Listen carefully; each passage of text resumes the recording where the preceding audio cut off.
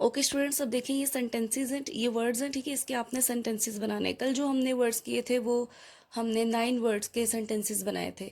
आज हम इसको जो है वो नंबर 10 से स्टार्ट करेंगे, ठीक है। नंबर 10 आपको नज़र आ रहा है, तो इससे स्टार्ट करेंगे। वर्ड है आपके पास ताज, वाक्या, मनमानी, तर्स। मनमानी यानी अपनी मर्जी करना, ठीक है। वाक्या कोई किस्सा गुजरना हो, गुजरना यानी कोई बात, कोई वाक्या होना।